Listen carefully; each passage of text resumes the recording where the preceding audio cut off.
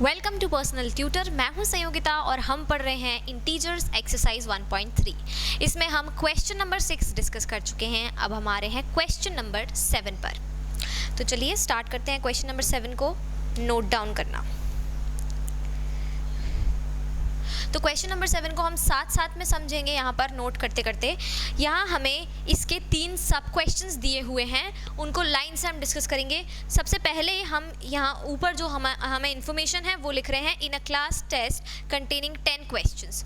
एक class test था, in a class test एक क्लास टेस्ट था जिसमें कितने क्वेश्चंस थे, कंटेनिंग 10 क्वेश्चंस। उसमें 10 क्वेश्चंस थे in a class test containing 10 questions. 5 marks are awarded for every correct answer. 5 marks are awarded for every correct answer. 5 marks दिए जा रहे थे एवरी करेक्ट आंसर, मतलब अगर कोई करेक्ट आंसर है तो आपको 5 मार्क्स उसके मिलेंगे ईच आंसर। ठीक है, अगर 2 करेक्ट आंसर हैं तो आपको कितने मार्क्स मिलेंगे, 10 marks.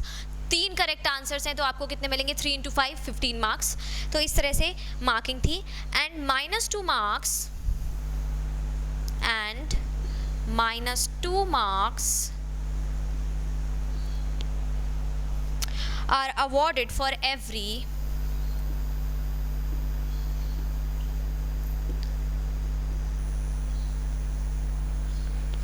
-2 marks are awarded for every incorrect answer। मतलब अगर आपने कोई इनकरेक्ट आंसर दिया है तो आपके जो मार्क्स हैं वो आपको कितने दिए जाएंगे, -2 दिए जाएंगे। मतलब आपके 2 मार्क्स जो हैं वो कट कर लिए जाएंगे, -2 मार्क्स दिए जाएंगे। ठीक है, मतलब अगर आपका एक क्वेश्चन जो है वो क्या है, इनकरेक्ट है, तो आपको उसके लिए -2 मार्क्स मिलेंगे।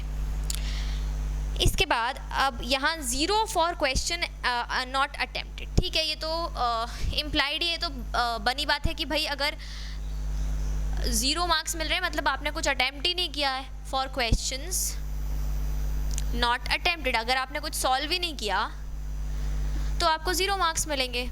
अगर आपने सॉल्व किया और गलत हो गया तो आपको -2 मार्क्स मिलेंगे। अगर आपने सॉल्व किया और आपका जो आंसर है वो सही रहा तो आपको 5 मार्क्स मिलेंगे। अब इसमें हमें 3 सब क्वेश्चंस दिए हैं। क्वेश्चन नंबर 1 जो है उसमें हमें दिया हुआ है Mohan gets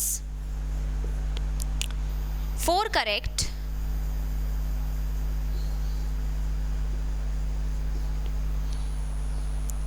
and 6 incorrect answers।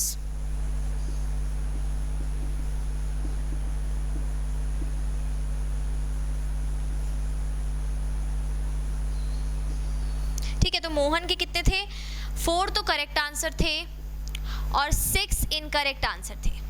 तो व्हाट वाज हिज स्कोर, तो उसका क्या स्कोर रहा ये आपको यहाँ पर बताना है। अब देखिए 4 करेक्ट आंसर्स हैं, अगर 4 करेक्ट आंसर्स हैं तो उसके लिए कितने मार्क्स मिले वो हम निकालेंगे। तो पहले देख लेते हैं कि भाई जो करेक्ट आंसर्स हैं उसके लिए कितने मार्क्स मिले। तो यहाँ हम इसे सॉल्व करते हैं। तो marks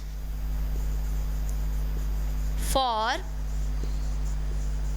correct answers, correct answers के लिए कितने मार्क्स मिले, तो 4 मल्टीप्लाइड बाय, अब एक करेक्ट आंसर के लिए कितने मार्क्स मिल रहे थे आपको, 5 मार्क्स मिल रहे थे। यहाँ पर देखिए for every correct answer 5 marks are awarded.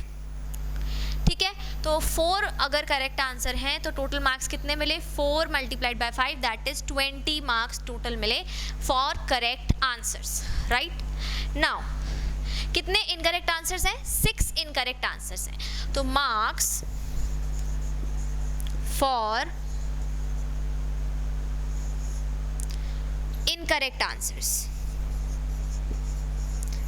Incorrect answers के लिए कितने मार्क्स मिले,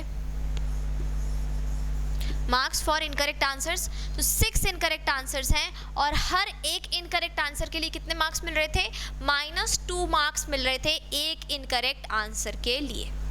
तो 6 का मल्टीप्लाई किससे कर देंगे, -2 से करेंगे। -2 को हम ब्रैकेट में लिखेंगे क्योंकि ये नेगेटिव है, और ये हो गया 6 2 12, तो माइनस का जो 12 है वो आ जाएगा कि भाई जो -12 है वो मार्क्स मिले किसके लिए, इनकरेक्ट आंसर्स के लिए। तो अब उसका स्कोर पूछ रहे हैं, तो हम क्या निकाल देंगे, हिज टोटल स्कोर। उसका टोटल स्कोर कितना आएगा, तो हम क्या करेंगे भाई, जो दोनों मार्क्स हैं उनको ऐड कर देते हैं तो हमें टोटल स्कोर मिल जाएगा। एक तो 20 मार्क्स हैं तो लिख देते हैं 20, उसके बाद में प्लस माइनस का 12, तो ये हो गया 20 प्लस माइनस माइनस 12, तो उसका टोटल स्कोर क्या हो गया, 8। मतलब उसका टोटल स्कोर हुआ 8। भले ही उसने 4 करेक्ट आंसर दिए और उसको for each correct answer he got 5 marks, तो उसको टोटल 20 मार्क्स मिले, लेकिन इसके बाद भी क्योंकि उसने 6 इनकरेक्ट आंसर दिए थे उस वजह से उसके 12 मार्क्स जो हैं वो लेस हो गए, और यहाँ पर टोटल मार्किंग कितनी हो गई, 8। तो मोहन गॉट 8 मार्क्स। तो total score of the Mohan क्या रहेगा हमारा, 8 मार्क्स। इसका सेकंड वाला देखेंगे, इसको रब कर देते हैं, मोहन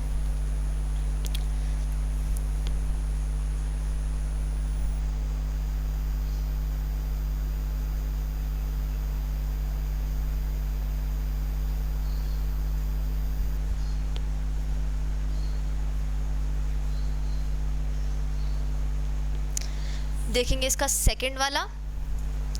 अब सेकंड वाले में क्या है, देखिए सेकंड वाले में है Reshma gets 5 correct answers. Reshma gets 5 correct answers. ठीक है, रेशमा ने कितने करेक्ट आंसर्स दिए, 5 correct answers, and 5 incorrect answers, and 5 incorrect answers. ठीक है, what is her score, what is her score. तो रेशमा का क्या स्कोर होगा, 5 correct answers and 5 incorrect answers. तो लेट्स सी सॉल्यूशन। तो सबसे पहले देखेंगे मार्क्स फॉर करेक्ट आंसर्स। ठीक है, तो हम कैलकुलेट कर रहे हैं marks for correct answers is equals to, correct answers के लिए मार्क्स कैलकुलेट करेंगे, 5 थे करेक्ट आंसर्स, तो 5 मल्टीप्लाइड बाय क्या करेंगे, कितने मार्क्स मिल रहे थे, एक करेक्ट आंसर्स के लिए एक करेक्ट आंसर के लिए 5 मार्क्स मिल रहे थे, तो 5 multiplied by 5 that will be 25 marks for the correct answers. For all the 5 correct answers she got 25 marks. Now we'll be calculating the marks for incorrect answers. So marks for incorrect answers. Incorrect answers के लिए कितने marks मिल रहे थे, तो incorrect कितने हैं भाई, 5 हैं, तो 5, और मार्क्स कितने मिल रहे हैं एक इनकरेक्ट आंसर के लिए, -2 marks. So in total she will get -10 for incorrect answer. 5 multiplied bye -2, this will be -10 for incorrect answers. So she got 25 marks for correct answers and -10 marks for incorrect answers. Now her total score is equals to, हम क्या करेंगे, we'll add both of these, so 25 plus -10, so it will be 25 plus minus 10, so it will be 15. So her total score is 15 marks, right? So उसका total score कितना हो गया, 15 marks. उसने ज़्यादा नहीं दिए हैं, 5 ही करेक्ट दिए, 5 ही इनकरेक्ट दिए, लेकिन इससे इसका मतलब ये नहीं कि उसका जो टोटल स्कोर है वो 0 हो जाएगा, क्योंकि इनकरेक्ट के लिए अलग मार्किंग है, करेक्ट के लिए अलग मार्किंग है। तो जब आप इनकरेक्ट आंसर दे रहे हो तो आपको 5 मार्क्स मिल रहे हैं, इनकरेक्ट के लिए आपके 2 मार्क्स जा रहे हैं, और उस हिसाब से उसका स्कोर कितना हो गया है, 15 उसका स्कोर हो गया है। तो don't get to any conclusion without calculations, okay? You must calculate without concluding anything.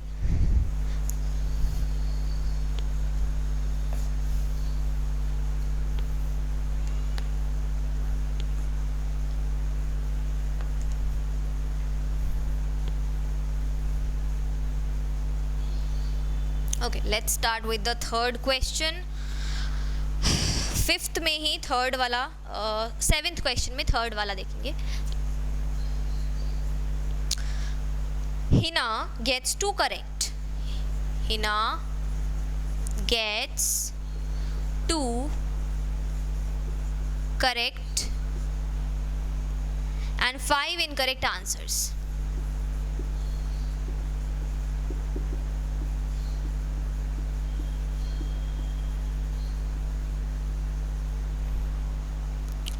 Out of 7 questions, out of 7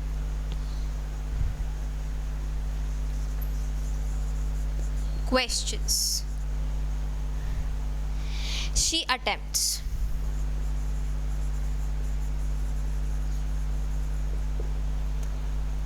what is her score? अब उसने कितने किए हैं, यहाँ पर हिना ने कितने किए हैं? 2 करेक्ट एंड 5 इनकरेक्ट. मतलब she attempted only 7 questions, 5 incorrect and 2 correct. Okay, solution. So let's calculate marks for correct answers. So she attempted 2 correct. Okay, so 2 multiplied by 5, because we're getting 5 marks for each correct answer. So it will be 10 marks, 5 to the 10, and marks for incorrect answers. So she has attempted 5 incorrect questions. So 5 incorrect answers. So 5 multiplied by -2, because we are getting -2 marks for each incorrect answer. So that will be -10. Now we have to calculate the total marks, the total score. So her total score will be, अब इसमें क्या करेंगे, add कर देंगे. we'll add them 10 plus -10. So it will be 10 minus 10 and it will become 0 apparently. So 0 is her score. So आपने देखा कि यहाँ पर 2 करेक्ट थे, 5 इनकरेक्ट थे, and her score is 0. So that is why I'm telling you, don't get into any conclusion without calculating any question. You have to calculate, you must calculate. जबकि 0 हमें किस में लग रहा था कि सेकंड वाले क्वेश्चन में आ सकता है, क्योंकि इक्वल उसके करेक्ट उतने ही हैं जितने इनकरेक्ट हैं, तो मतलब 0 स्कोर. लेकिन ऐसा नहीं है. अलॉटमेंट जो है मार्क्स का, जो मार्क्स मिल रहे हैं वो अलग अलग हैं. So we have to calculate. ये 7th क्वेश्चन यहाँ ख़त्म हो रहा है. आएंगे हम 8th क्वेश्चन पर.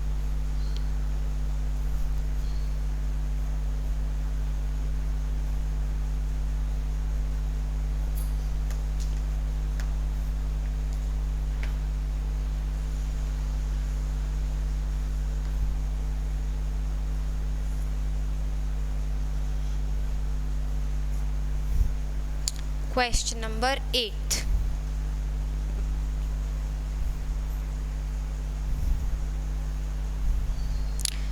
Question number 8. A cement company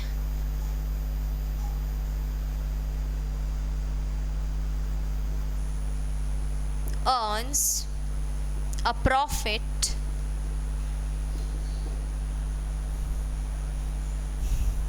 of rupees 8 per bag.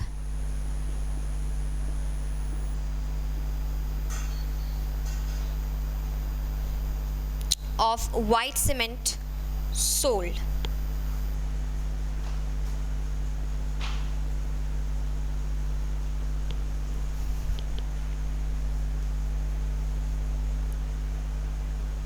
And a loss of rupees 5 per bag.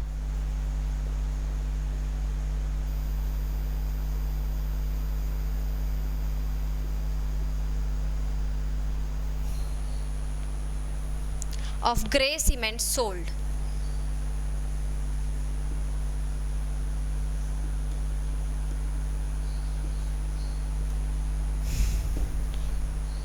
Now we have A, which is the company sells 3,000 bags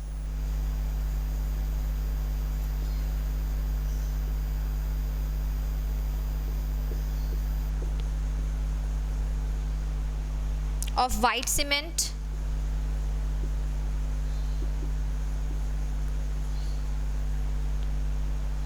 and 5,000 bags of grey cement.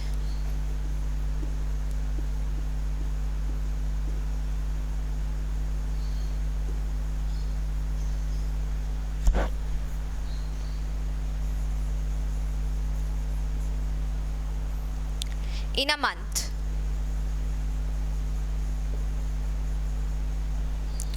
What is its profit or loss?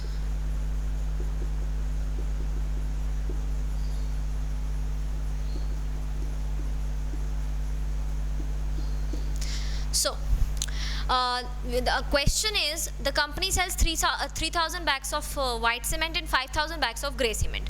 तो हमें क्या देखना है यहाँ पर कि जो grey cement है उसमें कितना प्रॉफिट या लॉस हो रहा है, वाइट सीमेंट में कितना प्रॉफिट या लॉस हो रहा है, और उन दोनों को काउंट करके ऐड और लेस कर देंगे. तो सबसे पहले यहाँ पर वाइट सीमेंट हुए हैं 3,000 sold and we are getting ₹8 पर bag of profit on white cement. So profit on selling 3,000 white cement bags. So the total profit will be 3,000 multiplied by 8. So 24,000 rupees will be the profit. White cement का profit हो जाएगा 24,000. Now 5,000 bags of grey cement. So we are getting loss in grey cement, that is 5 rupees per bag. That is the loss in selling the grey cement. So loss on selling 5,000 grey cement bags. So the loss will be 5,000 multiplied by what? 5 rupees per bag. ठीक है, तो 5 कर देंगे multiply 5 से. So it will be 25,000 total loss. So total loss is 25,000. Now इसको हम लिखेंगे कैसे? देखिए, लॉस होता है तो क्या होता है? माइनस होता है, राइट? प्रॉफिट होता है तो ऐड होता है. तो यहाँ पर लॉस हो रहा है तो हम यहाँ माइनस लगाएंगे. ये लॉस है तो will represented by minus, so that is minus 25,000. Now we have to calculate both of them. So total profit or loss, total profit or loss, अब अगर माइनस में आता है so it will be profit, sorry loss, and if it's positive then it will be a profit. So 24,000 plus minus 25,000, so it will be minus का 1,000. So it's minus 1,000, that means it is a loss. Minus 1,000 आया है मतलब loss हुआ है, तो loss is equals to 1,000. अब यहाँ minus लिखने की ज़रूरत नहीं है. लॉस कितना हो गया? 1,000 का जो है टोटल हमें लॉस यहाँ पर हो गया है. इसी का पार्ट बी देखेंगे. ये जो ऊपर वाली इंफॉर्मेशन है ये सेम रहेगी पार्ट ए और पार्ट बी के लिए.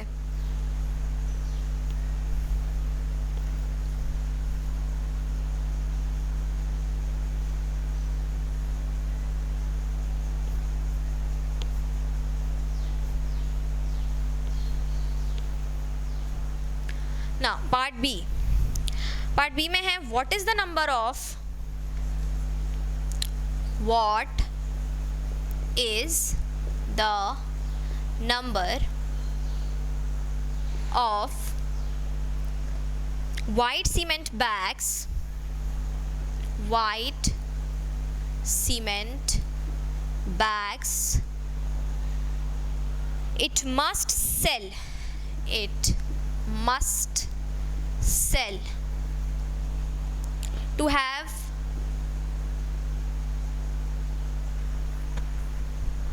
neither profit nor loss if the number of grey bags sold is 6,400 bags. If the number of gray bags sold is 6400 bags. Okay, so if the number of gray bags sold is 6400 bags, so what is the number of white cement bags it must sell? मतलब कितने white cement bags बेचने पड़ेंगे, sell करने पड़ेंगे to have neither profit nor loss, मतलब हमें ना profit हो ना लॉस हो, उसके लिए कितने number of white cement bags sold करने पड़ेंगे. If the number of grey bags sold is 6400, मतलब ग्रे बैग्स तो सोल्ड हो गए हैं. ग्रे बैग्स कितने थे? 6400, और वो सोल्ड हो चुके हैं, उनको सेल कर दिया है. अब हमें क्या हुआ, ग्रे बैग्स पे तो क्या हो रहा था, हमें लॉस हो रहा था ₹5 पर बैग का, तो हमें इसमें कुछ ना कुछ लॉस ही हुआ होगा. अब उस लॉस को हमें क्या करना है, उसे लॉस को हमें कन्वर्ट करना है ना तो प्रॉफिट ना तो लॉस की कंडीशन में, मतलब जितना लॉस हुआ है उतना ही प्रॉफिट भी चाहिए, तब जाके नीदर प्रॉफिट नॉर लॉस की कंडीशन बन पाएगी. तो लेट्स सी सबसे पहले कि लॉस कितना हुआ है हमें. सॉल्यूशन, चलिए देखते हैं कितना लॉस हुआ है. So loss on selling 6400 grey cement bags is equals to, एक सीमेंट बैग जो ग्रे वाला था उस पर ₹5 का लॉस था, तो 6400 पर कितना लॉस होगा, 64 multiplied by 5, so it will be 0 0 0 and 2, 32,000 rupees का जो है लॉस हुआ है.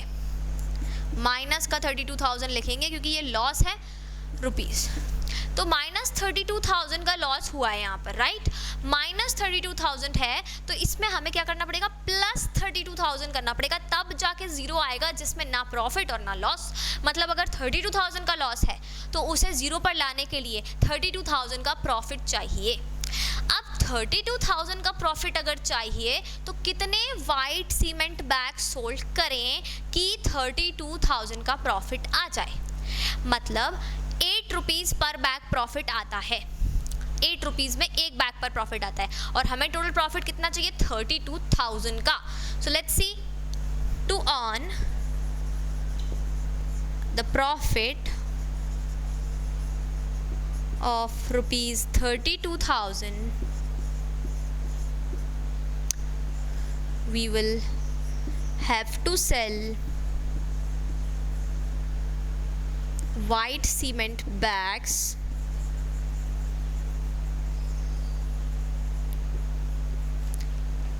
तो कैसे निकालेंगे, 32,000 का डिवाइड करेंगे किससे, 8 से. कैसे, क्योंकि अगर ₹8 पर बैग हमें प्रॉफिट मिल रहा है और टोटल प्रॉफिट कितना चाहिए, 32,000, तो नंबर ऑफ बैग्स कैसे निकलेंगे, इस यहाँ लिख देते हैं, नंबर ऑफ बैग्स, अच्छा ऐसे लिखते हैं इसको कि अभी हम क्या कर रहे थे, this number of bags, right.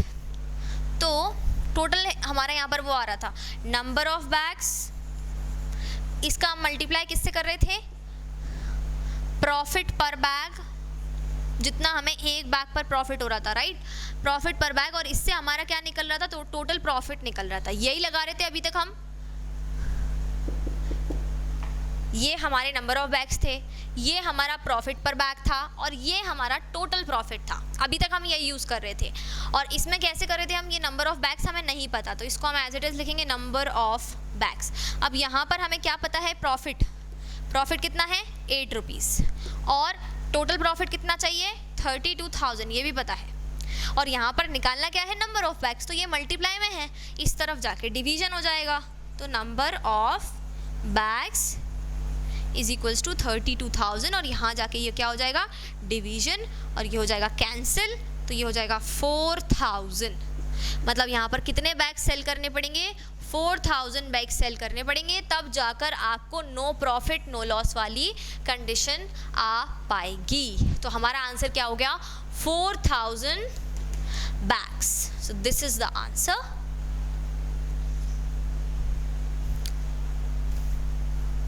इसे रब कर देंगे, यहाँ पर 8th वाला जो क्वेश्चन है ये खत्म हो गया है.